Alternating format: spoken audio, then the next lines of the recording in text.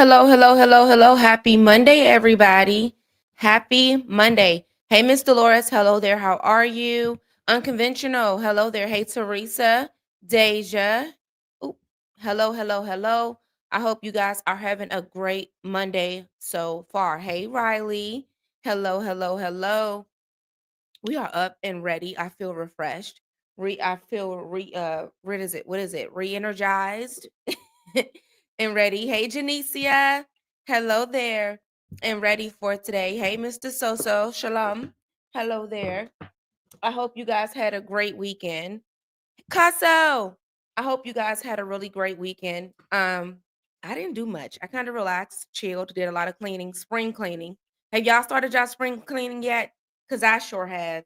But Mr. Winter is not allowing himself to be removed out of the residence. He keep popping up like you feel like that he done packed up all his stuff and he's leaving us, but he keep leaving stuff behind. So we'll have a very nice spring like day, and then Mr. Winder find himself back on the porch again, and we are still trying to get him to relocate until it's his time to come back and move back in during cuddle season. Okay, because he's not. Hey, desirable, how are you, love? Other than that, that's all I really did this weekend, honestly. But yeah. Alrighty, guys. So listen, I'm in discussions, and you guys can let me know what you guys think. Since some of the royals, I know that they're going to be moving up in here. So I've been thinking of really deeply about doing a weekend podcast with the group of some of me and my royals. It will be more so of a night entertainment show only on the weekends, maybe once or twice a week. Okay. I am thinking very much deeply. They want it really badly. They like, we need to do a podcast. And I am thinking really, a lot on it. So you guys possibly will be getting a chance to see me do a nighttime show for you guys. It will be more so of an entertainment and discussion of celebrities and the crazy things that go on with them, as well as some, true crime stuff sometimes here and there. But a podcast like setting, okay? So if you guys start seeing promotional things happen with that, don't be alarmed as I am thinking deeply. Hey Evangelist, and you guys could possibly get me on a weeknight, me on a weekend nights on Saturdays. Yay, look at her. I knew you would be ready. A more relaxed, conversational type of show, very fun and loose. So you guys can, because we always have very serious conversations over here. So I do want to be able. How do I join? What, the podcast? I'm thinking. I'm thinking, y'all. I'm just putting it out there to y'all right now, and it's like a little teaser, just to kind of test y'all and see what y'all would think about it. And then if I decide to do it, you guys will know, okay? It will be more so of a very fun like show. We'll get a chance to laugh and joke and have a little bit of fun because we do have laughs and jokes here, but y'all know I'm a little crazy. Okay? Y'all know I'm a little crazy. And I, I don't think that I'm starting to realize that I'm a little bit more funnier than what I be trying to be. And the Royals, I don't think y'all know it, but I put them through hell on the day to day. Y'all think that y'all get something. I put them through hell on the day to day because you never know what I'm gonna say and what I'm gonna do. And so I'm thinking, thinking, okay? And you guys just let me know what you think. All right. You're really funny. I know, but I don't be really trying to be. This is my real life. Okay. This is my real life. What y'all think is funny is my real life. It is my real thought process. Okay. it's it's really how I look at life. Okay. So I really don't be need better news. We need better news. What you mean? She's a menace. See, Picasso can tell y'all. See, she sees me when I'm off of this live, y'all. And y'all think that it stops here. It don't stop here, y'all. The craziness does not stop. Y'all think that the craziness of my antics stops the moment that I in this. No, it keeps going. This is an all day, everyday thing. And so I'm ready to, explore other areas. And because I'm getting so comfortable with YouTube and I'm really starting to like it over here. I love Bigo, of course, but I'm really enjoying how far I can take my creativity on the YouTube side of things.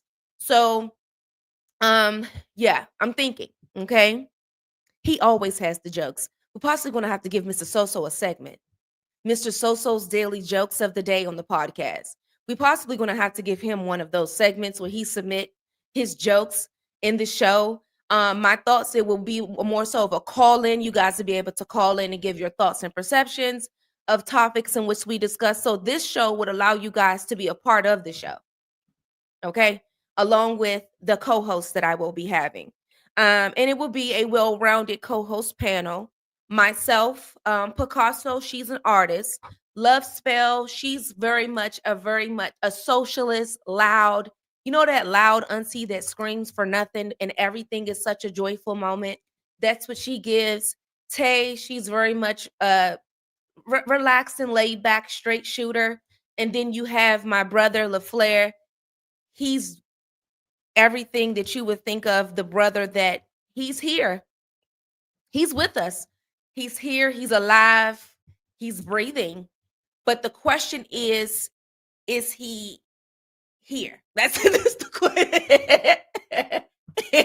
question. So he is here with us in the physical, but his brain is in other places. He's a producer. So he's really not, he's there. He loves music. He loves to discuss hip hop and things of that nature. We love him.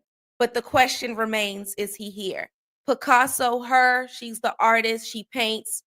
Her question is, she's here, but the whole world can be crashing. And in her artistic mind, there's butterflies and unicorns floating through the atmosphere, and there's nothing happening but that. So that is what she gives. And then you have me. I'm a touch of everybody. That's all over the place. And you never know what I'm going to say. He's here. Yeah, he's here. Very much here. Very much in the physical. Where he is mentally is questionable. Same thing with this one here. Here's LaFlair here. Okay? They're here with us. I promise you they're here with us. Promise. Okay? Here in the moment. Either are they here mentally is something totally different. She's not lying. I'm not lying. So if I do decide to do the podcast, it will be with them along with a few other people. So you guys have a well-rounded array of people to get thoughts and perceptions of. Okay. So I'm still thinking, and I'm going to let you guys know if I decide to do it. All righty. So today we're going to be getting into the case of we out in Toledo, Ohio today. Okay. Now, this case here has really pissed me off because it's reminding me a lot like Naziah Harris case. And it has had me in the chokehold for the last couple of days. Okay. Last about week or so. It has had me in the chokehold. So I've been watching it from the outside, and now I'm ready to tell you my thoughts, the inconsistencies in which I found in this situation, my thoughts of people that are surrounding this young girl. And this is Keimani here. Keimani Latigue is her name.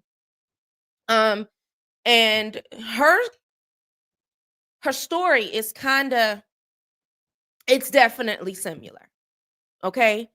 She's a 13-year-old girl. She's currently missing 5'6", 120 pounds, black hair and brown eyes. Okay. Very beautiful girl.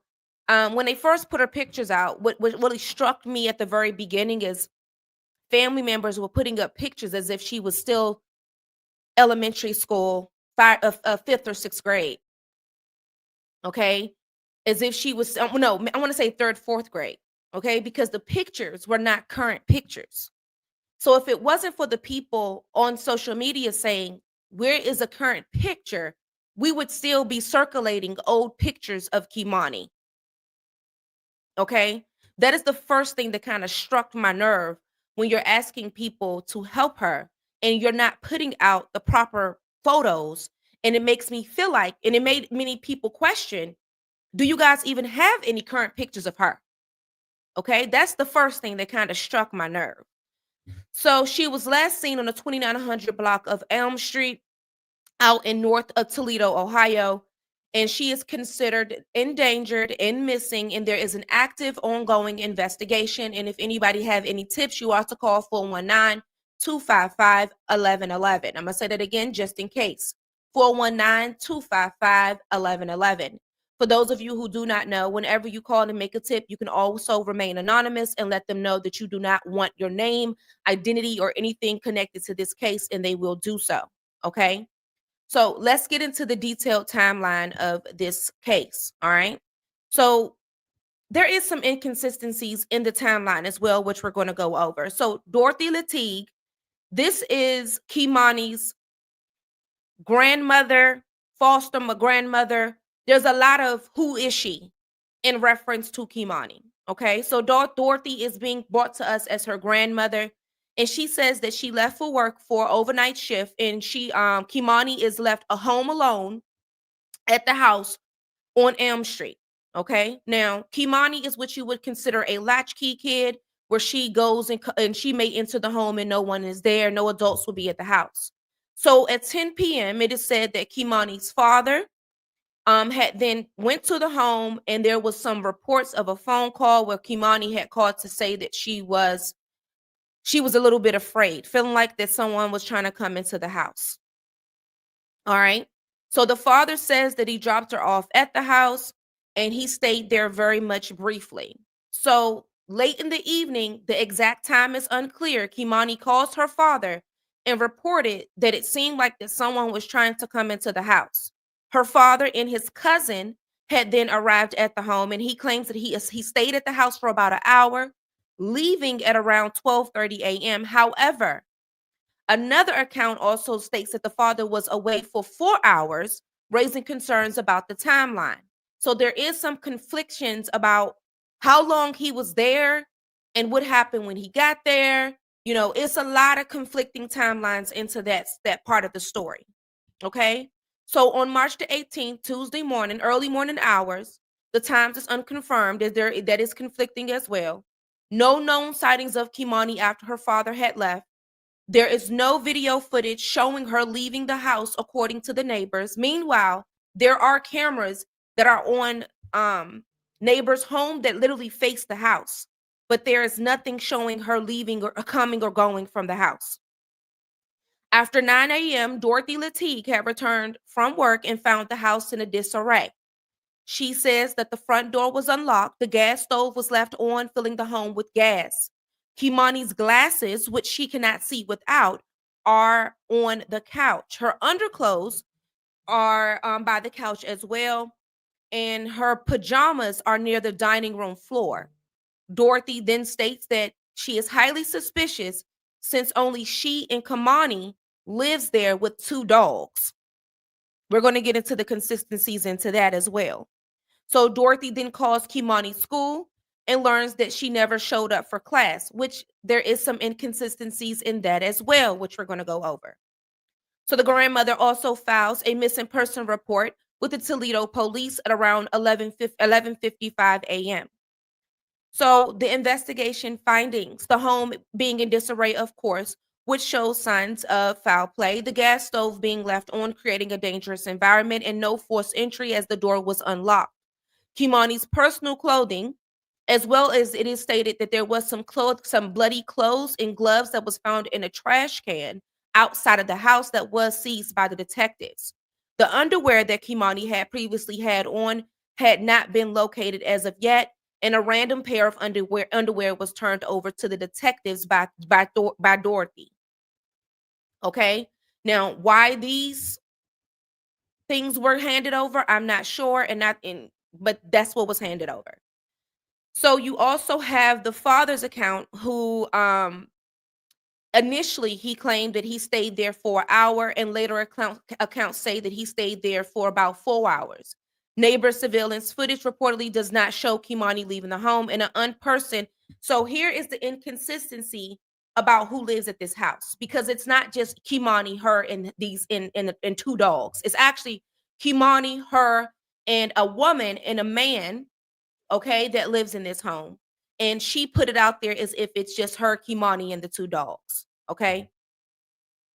Now, eyewitnesses also reported that during a search, a male volunteer claimed that he had heard a female voice crying out from the upstairs apartment saying, stop, stop, that's enough, that's enough. And this occurred after he returned to the house and noticed lights upstairs were on despite no one answering the door. So into the background information. So she has no previous times of running away before. Okay. She did report being afraid at this household. She has not seen her biological mother in years. From my understanding, in about 3 years is what many people are reporting. Now, even though the grandmother is saying that she did not go to school, um, there's other inconsistencies into that as well. Many people are also saying that the grandmother had kept Keimani isolated away from family members, family, friends, aunties, and cousins. Are saying that for some reason, hey Shantae, she did not allow people easy access to Keimani, even though Keimani has a very loving family outside of her grandmother, foster mother, or whoever this woman is to her. Okay. Now, there also are some reports as many friends of Keimani, and I want to give a big shout out to her friends. Okay. While they are minors, these children have done what many children don't do in these circumstances, which is speak out. These children have been very vocal about things in which Keimani has said before she disappeared. Teachers have spoken out and said that Keimani would come to school with bruises on her, claiming that her grandmother had done something to her. Okay. There's also a friend that is speaking out saying that Keimani had said that a man named Wayne had lived in the house with the grandmother, who is alleged to be a registered sex offender who just now was released from jail for those exact things, saying that Wayne had given her some advances, basically being inappropriate with her. The friends is what's brought that to the forefront. Okay. Now, when we move to Dorothy Latigue, she has a very extensive background: forgery, theft, domestic violence, and assault, past incidents involving attacking somebody with a hammer. Um, it is also said that when it comes to Keimani, Dorothy was very much delayed in getting her some prescription sunglasses, and the coach for Keimani had said that he had to approach her about Keimani needing glasses. Now, it is also believed that Dorothy, not only did Dorothy have these random people living in the home, but apparently this is a home where anybody and everybody can sleep, stay, walk in and out of whenever they get ready. This is one of those homes where anybody and everybody, and it is also alleged that there's some prostitution going on up in this house, and Dorothy knew very much about it. Okay, and she was allowing anybody to come to be around this young girl and live within this home. Now, there is a family member who has identified herself as a cousin that also stated that when she attempted to search for Keimani, Dorothy had pulled a gun out on her for trying to question about Keimani and searching for her. Which we're going to talk about. Homes like that is a red flag for sure.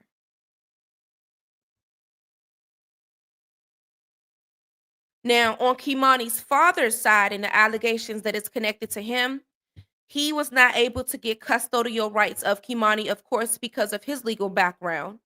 And there was some ongoing tension as well between him and Dorothy. Inconsistent statements that happened with him in regards to what happened on the night that he went over to Dorothy's house.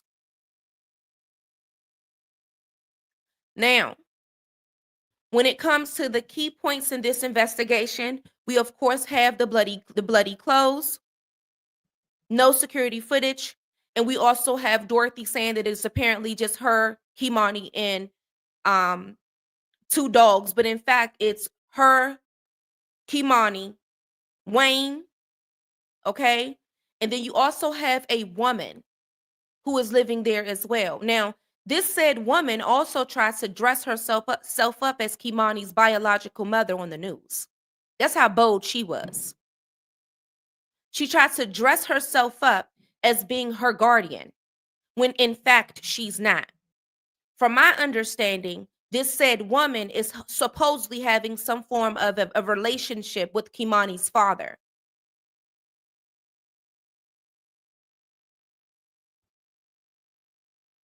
Now, To add fuel to this fire, you also have the grandmother who also alleges that someone was messaging her for a ransom for Keimani. Many people do believe that these messages are made up and it's actually the grandmother messaging herself. Those allegations are floating about as well, okay? Where this person is demanding money from the grandmother. But you have family members who are saying that the number that is in the text messages is actually the grandmother doing this herself, basically trying to throw the investigation off. Okay? Now, we're going to go over all of the discrepancies and the question marks in this case so that everybody can get an understanding of where the confusion is coming from. And then we're going to go over all of that as well. Okay? So the timeline. So the father's claim is that he stayed at Keimani's from 10 p.m. to 7 to 12:30 a.m. on March the 17th. Another source says that his girlfriend states that he was gone for 4 hours, not 1 or 2 hours. Okay? So this is an inconsistency, and why this inconsistency is so important is because it basically shows us an unaccounted for time gap in an investigation. Because if he's saying that he was gone for this amount of time, when in fact he was gone for this amount of time, if he was only there for 2 hours, 4 hours will be able to let us know exactly what can happen within 4 hours versus in 2 hours. So with him giving investigators this inconsistent timeline can throw off things. It can also throw off how long she's actually been gone. It can also throw off what could have, if he could have left and came back or did things within this certain amount of time gap. So him giving investigators this inconsistency is a red flag. So the grandmother's work shift is also an inconsistency in this case. So Dorothy had reported that she had returned home at 9 a.m., yet it's unclear if she even ever went to work that night anyway. Okay? There are reports that are going around that she never even went to work that night at all. So that's another inconsistency. A secondary inconsistency to that timeline is that she says that she called the school at around 9 a.m., learning that she never went to school. Well, there's a report from students saying Keimani was in school.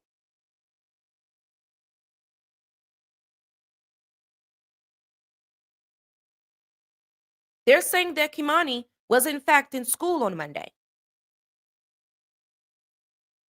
So that's an inconsistency as well. So when it comes to the house, Dorothy claims that the house was in disarray. The front door was unlocked and the gas stove was on, filling the house with gas. Keimani's glasses and her underclothes was left by the couch and her pajamas in the dining room floor. Dorothy then insists that only she and Keimani lives in the house with 2 dogs, but the 2 adults are unrelated to this young girl. Okay, one being a woman known as Shabuka. This is the girl who they claim is the father's said either someone he's sleeping with or doing engagement with. And then you have Wayne, who is this said sex offender, who is alleged to have a sex offender history, who was recently released. You have no signs of forced entry. So this lets us know that whatever happened within this household, it either someone gave access or it happened from someone who already had access.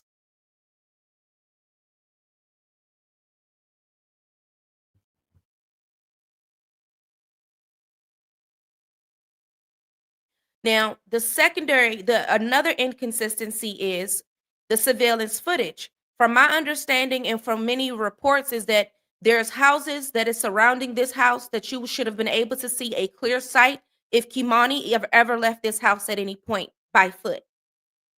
If she ever walked out the door, you should have been able to see it. But from my understanding, there is no reports of anybody in the area seeing or on camera of her ever leaving.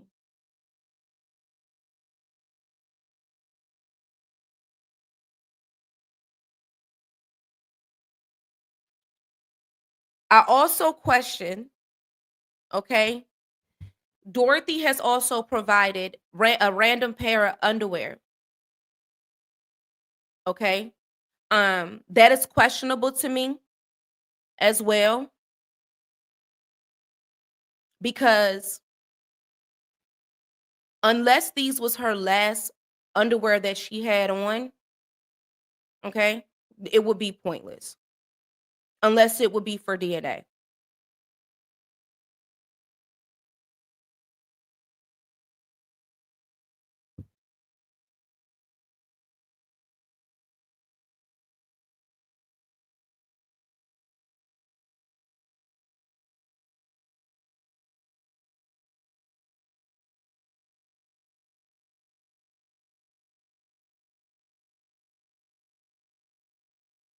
Now, when it comes to this young woman named Shabuka, she actually lives upstairs in the home during Keimani's disappearance. So Shabuka also falsely claimed to be Keimani's father, means to Keimani's mother. And here's my thing with that.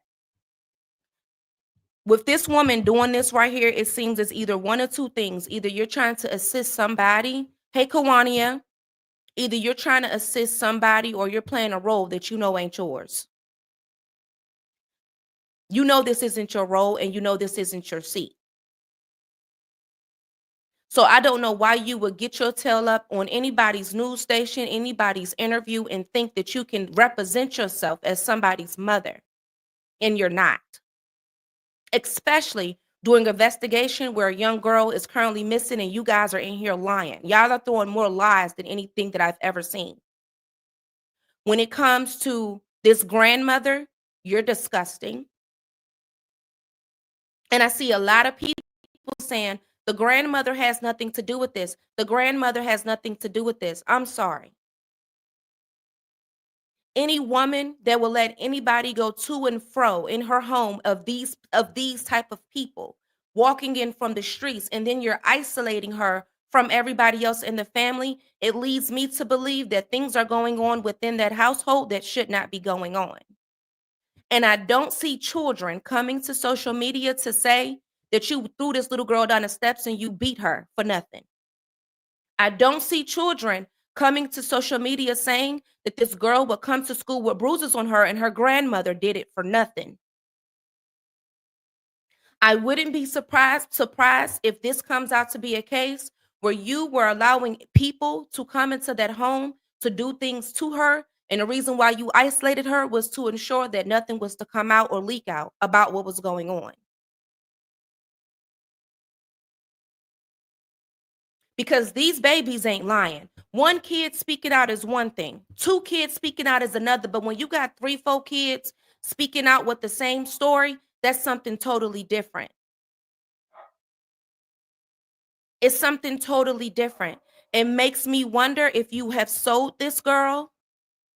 And it may sound crazy and it may sound strange, but I have covered many cases where there have been adults that offer young girls up to sick people and something goes left.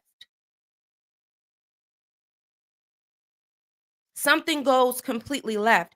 And for her to get on the phone and call, and this is a latchkey kid, this is a girl who often goes home and be alone. Why on this specific night, where she makes a sudden phone call that she feels like that someone's trying to break in, she's nowhere to be found now.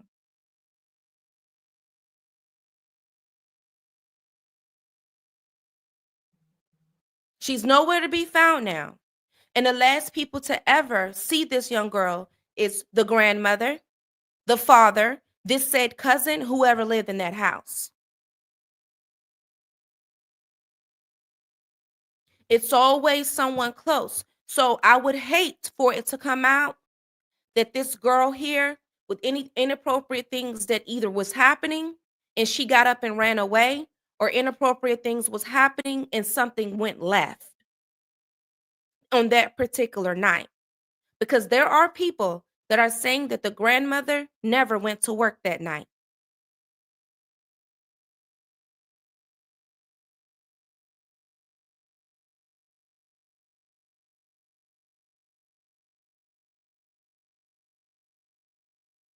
And this guy, Wayne, Why would you even allow Wayne to live here?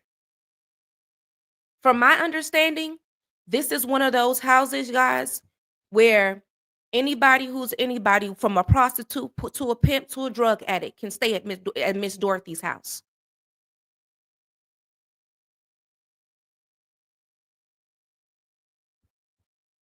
And there's also some reports beginning to come out of how Miss Dorothy got access to Keimani. From my understanding and from what I am getting from people that are closely connected and speaking on social media, they're basically saying that Dorothy got her from lies and deceit and wanting basically a check. And that's the only reason that Keimani was in her custody. From that reason and that reason alone. So if you were only having her in your custody for a check, I can only imagine what you would do for a check.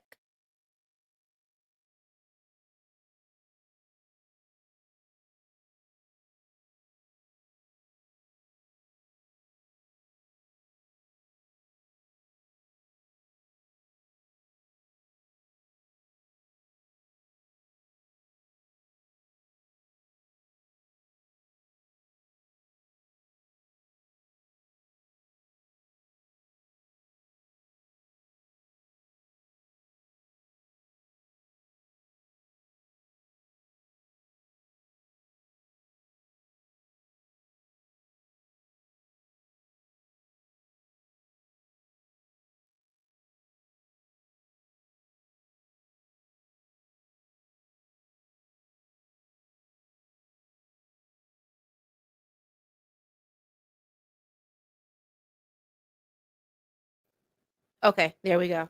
Can you guys see me? Yeah, can you guys see me now? Yes, no, maybe. I think we're good now, right? We're good, good, good, good. Yeah, I'm getting some work done in here, my electrical stuff, guys. So it probably snapped out. Am I good now? Am I back? Okay.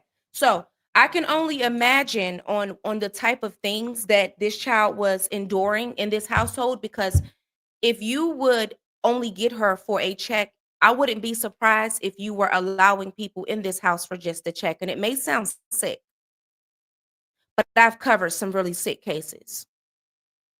And the inconsistencies in these stories, this is one of this is reminding me very much of Naziah Harris. Very much so. Of a grandmother that didn't know how to not allow all these people around this child. And what's crazy to me is that her mother seems like a really great woman.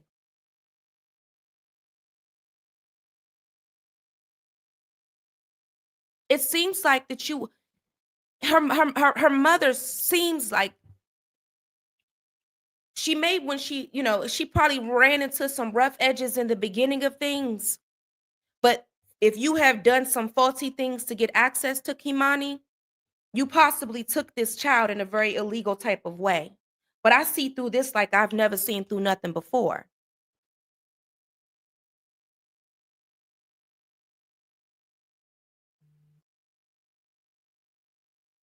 I see through this like I've never seen through nothing before. And you, ma'am, have truly proven to be someone who lack in guardianship, you lack in protecting this baby.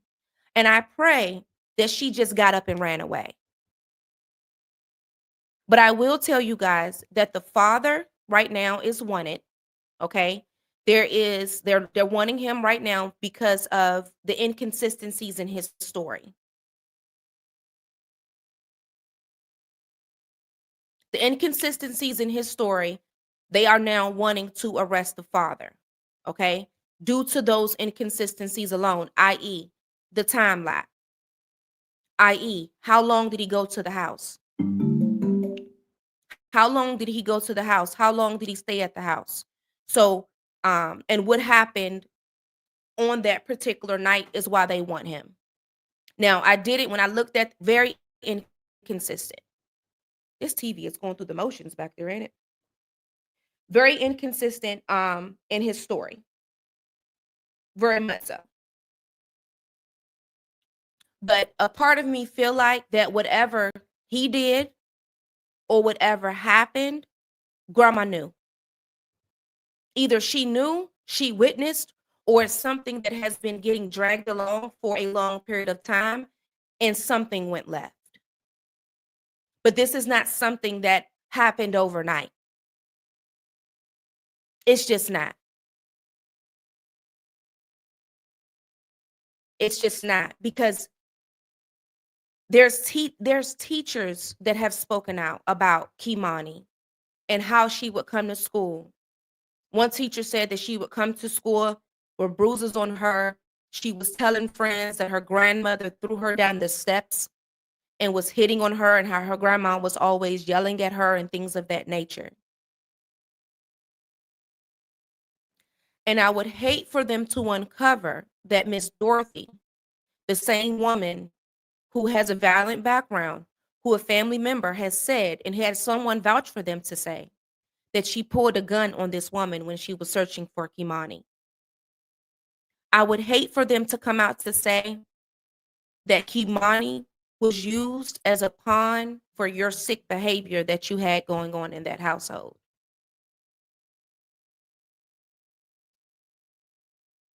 Because they're coming out saying that this woman she's letting girls sell their bodies out this household and all types of things. Drug activities going on at this household. Sex offenders are at this household. Anybody who you would never want in a household was in the home with Keimani, is what many people from Toledo, Ohio, is alleging. Unfortunately.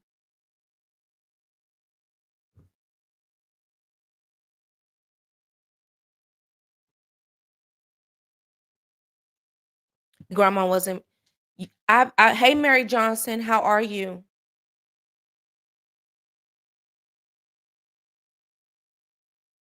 Now, when it came to her emotions, and I'm watching the news break of Dorothy, I did not see, you know, who she reminded me of Nazia's grandmother.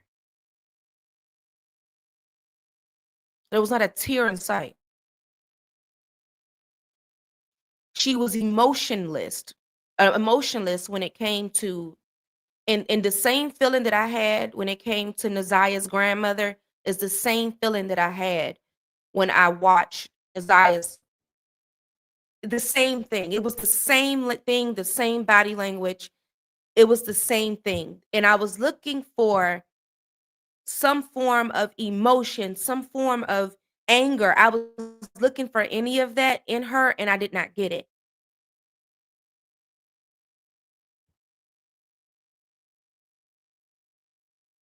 When it comes to her eyewear, for a coach to have to come to you about her glasses, you couldn't convince me that you didn't lack in other things. If a coach is coming to you saying she needs glasses, she cannot see without these glasses, and you delay that, I can only imagine the other delays in which you have carried out when it comes to your child that is in your custody.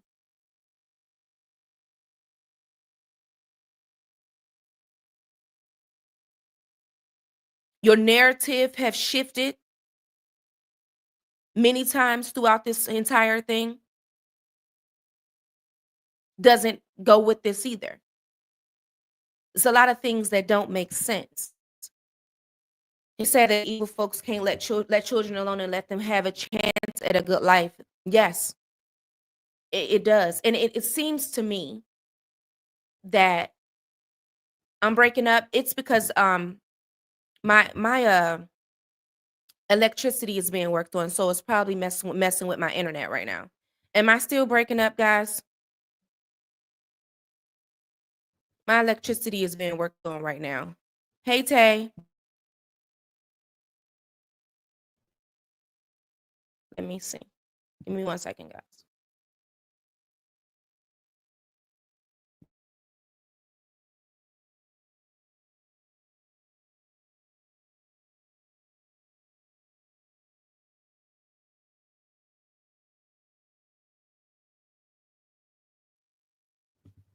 Let's see if we get a little bit better.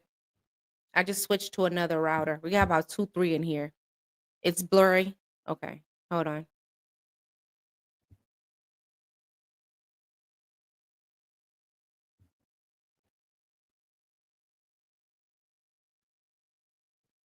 Okay, I think we should be getting better now. Are we better now? We're better now, right?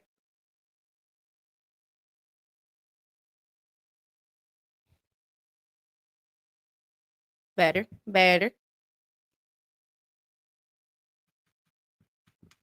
Yeah. Yeah, I had to switch it out, switch the internet to a whole we got a couple routers in here, so I had to go from one to two. Jazz hands. I had to go see which ones work better. Um, but yes, y'all. So this is one of those cases that we're going to be watching really much closely, and see how this plays out. As of right now, from the last update in which I seen, is the father is now wanted by the authorities due to the inconsistencies in his story. The grandmother, many people, you have some people that are saying the grandmother had nothing to do with this. And I think that these are people who are taking her at face value, but I'm somebody that have looked at cases of all levels. When a child goes missing with these type of details and these type of inconsistencies, I honestly and truly look at everybody. I look at everybody. I don't hold nobody at face value. I don't hold anybody. The reason being is because it's too many lies being told, and it's so many lies being told that people are starting to go to social media to say what's really going on.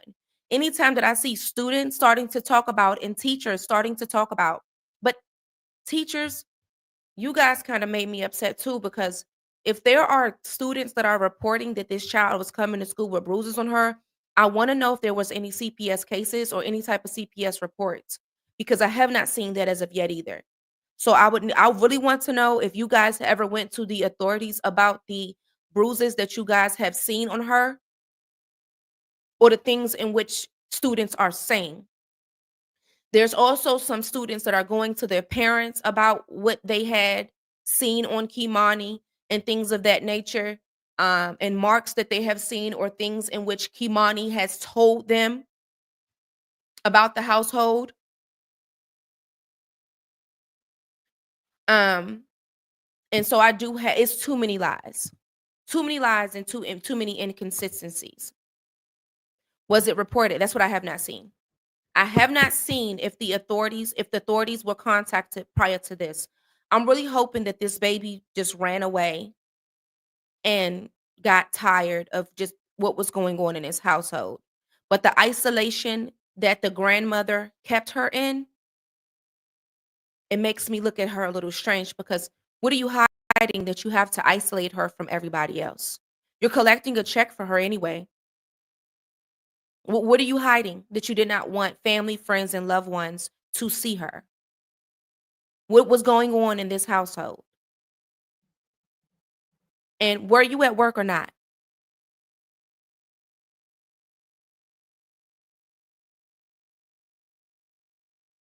Were you at work or not?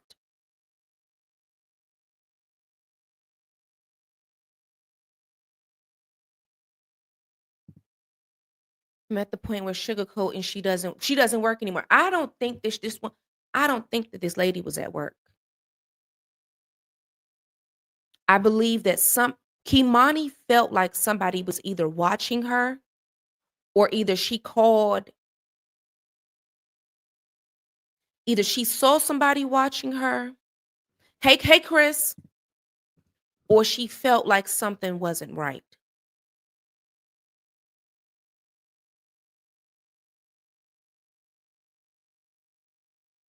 Or either something was going on in the home.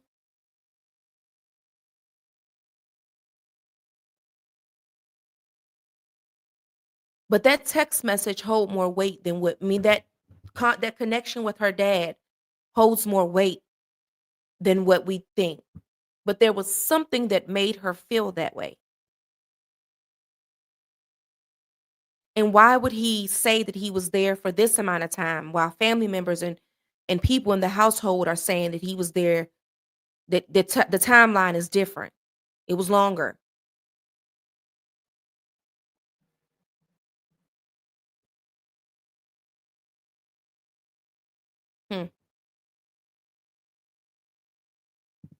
It's kind of crazy. It's kind of crazy, guys. Alrighty. So, if I do get any more updates on this, I'm gonna let you guys know. We're gonna do a part two on this, of course, because this video didn't do it. The internet is messed up, so I'm gonna do a part two tomorrow to add on whatever comes out today. Okay. So don't be alarmed if you see a part two for this pops up tomorrow, because we're gonna follow this the same way that we did Naziah's case. Um, so just make sure that you subscribe if you are new here. Make sure that you do subscribe. Tomorrow, I'm going to go over the mother did do an interview. We're going to listen to that over on the Bigo side of things this morning, because she did do her interview and she gave her take on things. And if you are new here, please make sure that you subscribe to stay updated on the timeline, the consistencies, the updates, or whatever. I will be doing a part two tomorrow. Did your Obama internet? No, I'm getting my electricity. Y'all know my internet is normally good. My electricity, um, is getting so basically over the weekend, guys, for some reason every socket in my kitchen had went out. So we got the electrician here and he's working on it, so he probably had to hit a switch and it caused it to go out for a quick second. So that's what happened. But I wanted to come and do my show today, so I was hoping that it wouldn't happen, but it did anyway. But it's okay. So we're going to do a part two tomorrow, and I'm going to update you guys as well as go over everything that we went over today due to what happened with the show today. So don't be alarmed if you see a part two. Okay. I am watching this case very much closely to see how this ends up. I hope that when the father gets in custody, that he does tell the authorities the truth. I would not be surprised if the grandmother knows more than what she is saying. I wouldn't be surprised if the grandmother did something and some abuse happened and possibly the father helped her get rid of the body or hide her or something. We have to think that way because there's bloody clothes being found, and I hate to say that before she's actually found, but I'm a realist, you know. Um, did we talk about the abused 10-year-old in Tavares, Florida? No. I'll have to look into that. Not yet. We haven't as of yet, but I will look into it though. Let me screenshot that. It hasn't ran across me as of yet, but I'll definitely look into it. Yes, please hit the like button. Now, people on the Bigo side, we're going to listen to the mother's interview today, okay, for this case, and we're also going to go over this whole Mo3 and Yellow BZ situation, and as well as this whole rolling 60s. We're going to do some updates on that as well. But we're going to listen to the mother's interview for this, as well as a phone call that was made by someone that is closely connected to this case. And he's saying that the father is acting a little bit strange. So we're going to listen to that and go over some of the things in which the teachers and the students have said about Keimani before she went missing. I sent the tip on the mom who killed her son at Disney. Okay. I'm gonna check the tips. I haven't checked the tip box today. For those of you that don't know, you can submit a tip. Just go to savageroyalty.com. Even if you want to submit any information about this case here, go to savageroyalty.com and submit a tip. You can remain anonymous if you would like to. And if it's ever any stories that you would want me to look into and dig into, you can definitely go to savageroyalty.com and submit your tip. All right. You can submit your tip. Alrighty, Bigo, I am on my way to you, and we're going to continue the conversation about this case along with some other things as well. Once again, if you are new here is my link to the YouTube channel. You can subscribe to the channel. I go live Monday through Friday at 10 a.m. Eastern Standard Time, covering multiple cases of missing persons, child abuse, high-profile celebrity crime cases. I cover an array of different things, serial killers, whatever it is. And I do this daily, Monday through Friday at 10 a.m. Eastern. You can definitely tune in. Make sure that you do subscribe. All right. And I will see you guys tomorrow at 10 a.m. right here. And thank you for watching True Crime with Savage RoyalT.